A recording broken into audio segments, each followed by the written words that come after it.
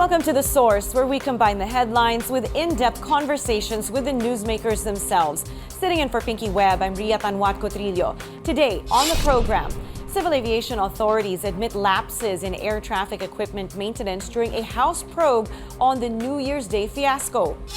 President Bongbong Marcos approves the importation of over 21,000 metric tons of onions to lower prices.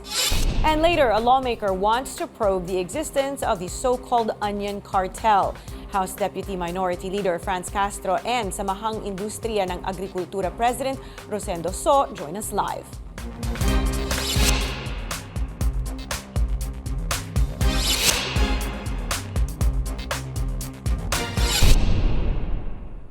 Aviation officials are pointing to a faulty circuit breaker as the reason behind the massive New Year's Day breakdown at the Ninoy Aquino International Airport. But there is still no clear reason behind the mess, and lawmakers are puzzled and concerned. Amor Santos has more. One by one at a briefing at the House of Representatives, transportation officials apologized to the tens and thousands of travelers who were stranded on New Year's Day due to the air traffic system failure. Officials point to a damaged circuit breaker, which has been replaced according to the Civil Aviation Authority of the Philippines, or CAAP. CAAP says the circuit breaker undergoes regular maintenance, but with limitations. Yun ho kasing circuit breaker, yung loob ho niyan, hindi ho namin kaya. We are not authorized or capable of checking the internal workings of a circuit breaker. External lang ho yung level namin to find out if it has input and output. Hindi ho nabubuksan yun eh. It's talagang parang nakasealed siya eh. So hindi namin ho makikita yung laman sa loob. So that's why we sent it to the ICT. Sila ho ang magpe-perform ng investigation kung ano ho talaga yung nagka-diferensya sa loob. Lawmakers raised the alarm over the lack of answers more than a week after the incident. Meaning at any given time, it can happen again. Hindi ko kasi matake na we're buying something na walang warning signs na pwedeng sabihin sa inyo, o pag nakita to, ibig sabihin may problema na. So parang ang sinasabi mo sa akin, at all, at any given time, sorry, bigyan na lang puputok yan. Tapos na tayong lahat. On the question on whether the incident could have been avoided, pwede naman po kung talagang na nakita natin yung problema, no? But as presented po by CAAP, no, hindi po nakita yung problema doon sa circuit breaker, no. So this is an incident that would have happened even with the exercise of proper diligence and maintenance? Opo. for ACT Teachers Party List Representative Castro, it's a case of negligence and incompetence, stressing that sorry is not enough. She also asked if CAAP has enough employees. Director General Manuel Tamayo says they have competent and dedicated personnel, but he reveals Filipino technicians and engineers are being pirated to work abroad. He says the starting monthly salary overseas is over 300,000 pesos, a far cry from the 45,000 pesos paid here. Meanwhile, CAAP says it has purchased 2 additional uninterruptible power supply or UPS through emergency procurement. But lawmakers argue it was the circuit breaker that caused the breakdown and not the UPS. Some also questioned the 13 billion pesos being eyed by CAAP to upgrade its system. Mukhang naflatan lang po tayo, pero bakit po gusto natin bumili ng bagong motor? House Transportation Committee Chairman Romeo Acop says despite the session break, he called for a briefing to hopefully put an end to speculations ahead of a formal legislative probe. The Senate, on the other hand, will begin its investigation on Thursday. Amor Santos, CNN Philippines. Now let's go straight to the source of this story. House Deputy Minority Leader Castro. Ma'am, good morning. Thank you for being here. Yes, good morning, Ria. Thank you. Now, ma'am, the House Committee on Transportation kicked off its investigation of the air traffic glitch that occurred on New Year's Day, and you were there yesterday. From everything you heard, what was the most telling part for you? I think the most telling part for me is the negligence. They said that there's something wrong with the maintenance. So it is the problem of the circuit breaker.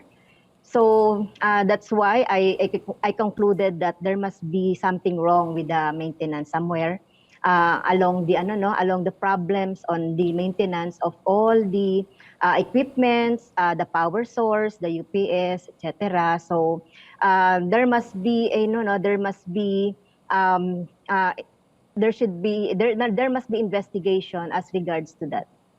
Right. So as you said, Kaap says that what happened was it was a circuit breaker failure in their communications, navigation, and surveillance system for air traffic management. So in other words, the CNS ATM tripped, and this is what led to the power outage. But then again, that doesn't explain everything because the reason for that trip remains unknown. What are your thoughts on this, ma'am? Yes, it is true, no? It is very a technical problem that should be, that should be solved technically. Pero kami nga po, nakikita natin yung problem dito sa negligence on the maintenance. Especially that this is a very important, this is a very important equipments. Parang napaka ano lang, no, napaka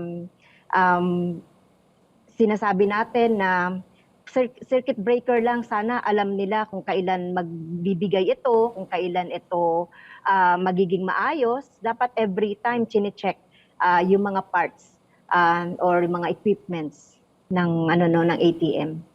Right. So I understand a few days before the whole fiasco, nagkaroon naman ng system check or some kind of maintenance works on it.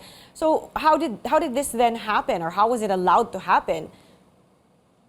Yes, so yun nga yung pinagtataka natin, Ria. So bakit kung talagang every day, every week, they're making the the maintenance check. Pero bakit itong circuit breaker ay hindi nakita? Ang sinasabi pa nga, it is the UPS that has the defect. Pero later on, yung circuit breaker lang. So sa ordinary technician or electrician, they can already say na yung mga circuit breaker na yan, kung sine-check yan every day, every hour, ay hindi dapat ganon yung mangyayari. Right. Ma'am, why do you think it took so long for them to determine exactly where the system failed? And is, when something like this happens, should we be bringing in foreign experts or consultants? Yes, that is a problem. That's why I asked if there have enough people, personnel who are experts in manning those equipment. So sinasabi nga nila, imported ito, supplier lang yung nakakaalam nito. So that could not be. So dapat meron talagang mga experts. So ngayon nga na disclose in the hearing na maraming mga marami tayong mga experts, technician na they being pirated abroad because of the salary. Right. Now, isa pang problema na lumitaw sa hearing yesterday was that CAAP does not have the authority to physically check the circuit breaker. At least yun ang sinasabi nila, right? So in an emergency situation like that, would you say there was a lack of coordination or foresight on their part? I mean, who should be able to check the circuit breaker? Yes, nakakapagtaka yan na wala silang foresight. So kung talagang maayos yung kanilang mga maintenance, yung maayos yung kanilang yung kanilang pag-check dito sa mga equipments, including yung mga sources, etc., ay hindi dapat nangyari ito. So talagang may kakulangan tayo doon sa maintenance at saka doon sa pag-check nitong mga personnel doon sa ating mga equipments. Yes, as you've been saying, ma'am, it appears that there has been some negligence in terms of the maintenance. So this negligence, who does it fall on? Whose responsibility is it? So I think from the Director General himself, dapat chine-check niya yan mula doon sa mga teams. They said they have 3 teams na nagkakaroon ng ng rounds may shifting. So dapat from the Director General down, they are responsible for that. Ma'am, do you think that this is also a manpower issue or a budget issue? Because that has been mentioned. There's a bit of a brain drain when it comes to the engineers. How do we move forward from this? Because this simply cannot happen again. And one really shudders to think about, any accidents or tragedies that might have come from something like this. So I think so. There should be enough budget for the maintenance, for the experts, yung ating mga technician. That's why we are looking also for their budget, so that in the future, there should be enough budget for, say for example, alternative equipment, so that when one equipment failed, meron agad tayong ipapalit ng mga equipment, so that we can avoid in the future the same problem. All right, ma'am, looking at the losses, the Civil Aviation Board pegs the losses at 100 million for the airlines, at hindi pa kasama dito yung mga pasahero na naabala. So how will they recover from this? Will they be compensated for damages that were incurred, or is this something that can be considered force majeure? We do not consider that as force majeure. No, that's why we have filed a resolution, so that we can probe further what happened there. And of course, there should be an accountability on the part of the CAAP and other responsible personnel in the DOTR. Speaking of the responsibility of the CAAP, do you think that CAAP officials should resign or at least take a leave of absence while this investigation is underway? I think so. They should resign, especially yung mga involved dito, so that there would be no manipulation of the evidences. So who exactly would that be within CAAP, ma'am?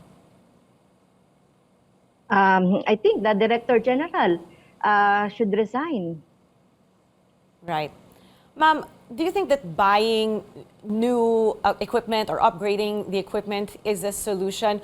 Or do you feel it is really just a matter of competency and due diligence? I think, Ria, it is both. So with this happened, so we should evaluate all the equipments that we have in the CAAP, and also the expertise of the people, and also time to think of the paying an accurate, or paying them the expertise enough for them to stay in the CAAP. Ma'am, what are your thoughts on them buying, I think, was it 2 new UPS units, when that actually wasn't the problem? The problem was the circuit breaker. Is that a waste of money? I don't think so, kasi sinasabi naman nila midlife na yung UPS. So there should be extra. So tingin natin dapat mabigyan sila ng ng leeway naman para magkaroon ng alternative or extra, just in case na masira na itong UPS. All right, ma'am, what's next after the hearing? Will there be another one conducted in the lower house? Yes, I think so. There would be another hearing. At sinasabi ko nga kanina, meron pa kaming resolution with the good government and accountability. So if the session resumes on January 23, I think it would be referred to sa proper committee, and our resolution should be heard. All right, ma'am, do stay with us, but we are taking a short break. This is The Source on CNN Philippines. Stay tuned.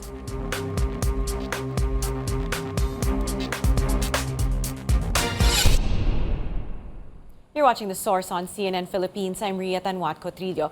Our source today, House Deputy Minority Leader Franz Castro. Okay, ma'am, from aviation to onions, we want to talk about this. President Bongbong Marcos has approved the importation of over 21,000 metric tons of onions, and this is seen to arrive in the country by maybe mid-February. What are your thoughts on this? I think, Ria, this is a wrong timing, because the farmers of onion said that yung kanilang pag-aani ay January to February up to March. So yung importation ng onions ay wrong timing. Sana ginanap yan noong November or December. So hindi ba nakikipagkonsulta si President dito sa ating mga farmers? So that is our question to the DA. Yeah, so how will this affect the farmers who are poised to harvest soon? As you said, really just in a matter of weeks. Is this importation going to be effective in lowering the price of onions? I don't think so, no. Just like the sugar, yung rice and other agricultural products, even though that we have importation, the price does not lower the price. Kaya nga yung ating mga farmers, they are umiiyak na yung ating mga farmers doon sa nangyayaring desisyon na ito ng Department of Agriculture or the President himself. Now, your colleague in Congress, Marikina Representative Stella Kimbo, she wants to probe the existence of a so-called onion cartel. What are your thoughts on this? Do you support this as well? Yes, we support that.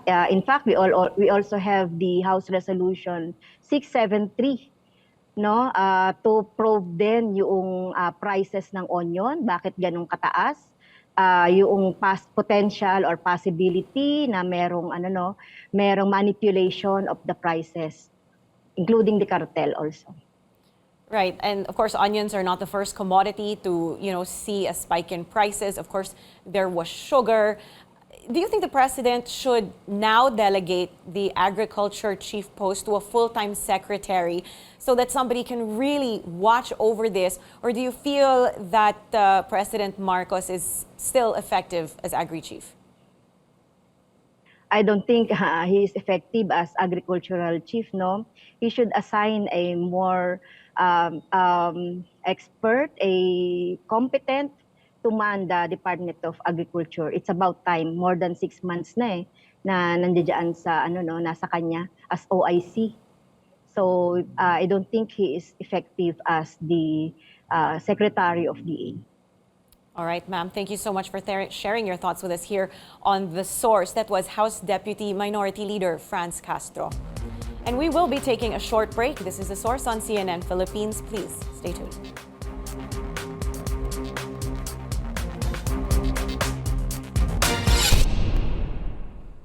You're watching The Source on CNN Philippines. I'm Ria Tanwat Cotrillo. Our source today, Samahang Industriya ng Agrikultura or SINAG President Rosendo So. Sir, good morning. Thank you for being here. We would first like to get your reaction on the importation of onions. Back in December, they were saying, no, we are not going to import. Now, in January, we are going to import more than 21,000 tons. Yeah, Ria, pag titingnan natin, no, yung October time, short na tayo sa white onion eh. So we have recommended to import white onion November, December. And of course, the red onion, we also asked to enter the stocks by December. But hindi pumasok ito, no? And nakita natin it went up to 500 to 600 pesos because of the shortage. The farmers had planted around September, so the bulk of the harvest September, October, November, December. So the bulk of the harvest is between January 3rd week to April this year. Kaya nag-recommenda tayo dapat pumasok nung time na kailangan and wala pang ani ang ating mga magsasaka.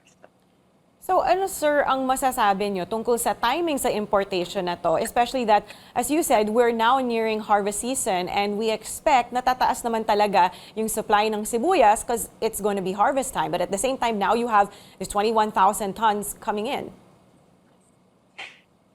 Yes, we think na mali talagang timing, no? And it is already harvest time ng farmers itong third week of January towards April.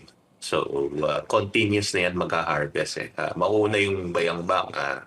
Itong January 3rd, second to third week eh, mayroon na mag-umpisa ang bayang-bang around 7,000 metric tons. No? And other places start to harvest in Pangasinan. And in Nueva Ecija, I think there is also harvest this third week. So, February, ang tingin natin medyo malaki na yung harvest ng Nueva Ecija and Pangasinan. All right. So do you feel, sir, that importation is really the only answer, or should this be the very last resort? Yeah, Ria, we think na mali yung timing talaga dahil harvest harvest time start to harvest onion already. The farmers will be affected, of course, with the import. Yung December kasi around 2% lang ng total harvest between December to April ang hina-harvest, no? So talagang hindi kaya sinabi natin na kailangan magpasok at that time. But itong February, we don't think na it needed to import already. That being the case, sir, ano ang plano ng SINAG at yung mga ibang agri-groups? Are you going to try to stop the importation?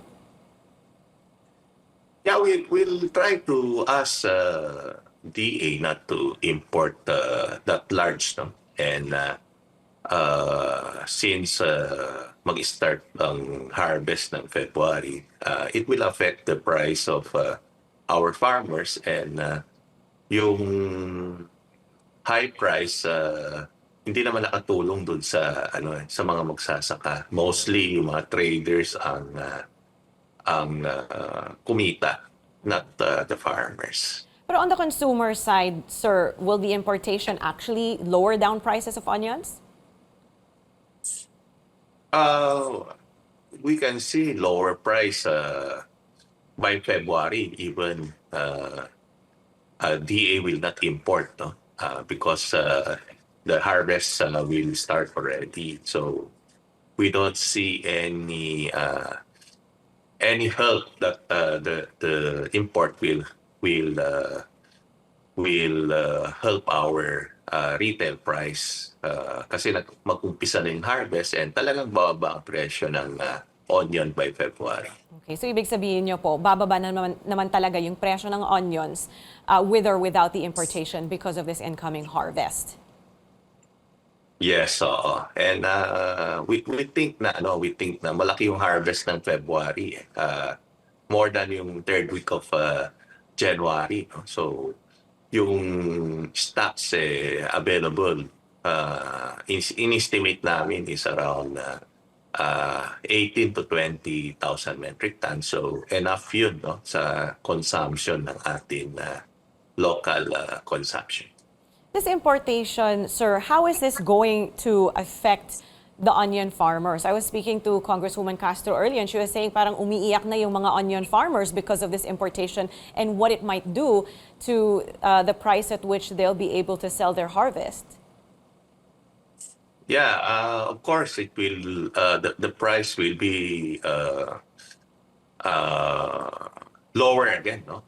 By certain price. So baka malugi ulit yung mga magsasaka. Yun ang tinatakot ng ating mga magsasaka dahil sabay na naman, no, yung importation with our harvest, na in which hindi dapat I don't think na yun ang direction ng ang gusto ng ating Pangulo, dahil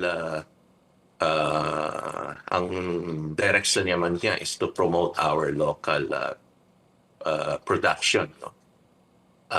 So we hope na mapapalitan pa ito at mabawasan yung pagpasok ng February.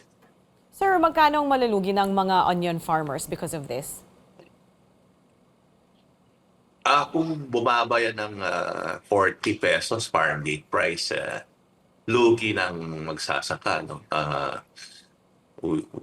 Yung 40 is around per hectare is mga 400,000 ang puunan per hectare. Ang makukuha lang nila, pero ang puunan is umabot ng 650,000 per hectare. So malulugi yung magsasaka pagka bumagsak ng 40 pesos per kilo. Right. Now, apart from onions, sir, ano pa ang binabantayan nyo na posibleng tumaas din ang presyo? Because we already had sugar, now it's onions. Is there anything else? Yung egg, egg talagang nakikita natin na medyo tumaas, no, dahil tinamaan ng bird flu yung central part of Luzon, no, Pampanga and Bulacan. So may short ang lay here at lalo na dun sa part na yan. So it is near Metro Manila. So yung source kung galing sa Southern Luzon and Northern Luzon, it will be higher. So we expect na yung egg medyo tumaas. By how much, sir? It will take around 4 to 5 months before ma-maintain ulit yung presyo siguro. Kasi almost 1.5 million heads ang kinal dun sa Central Park. All right. So can you tell us how much, sir? Do you know the retail prices of eggs? What do you expect it will go to?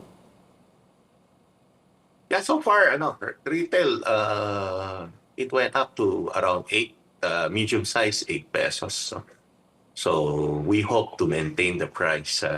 The farm gate is around 6.80 to 7 pesos. All right, sir. Now, the House of Representatives is looking to probe into the so-called onion cartel, the hoarders, the smugglers. What are your thoughts on this? How big of a problem is that? Yeah, we think that there is a something like tumaas yung presyo kasi na ganun, no? In which hindi naman masyado nakinabang yung magsasaka dahil 2% lang ang nag-ani. So may mga traders siguro talagang manipulate, no, dun sa presyo.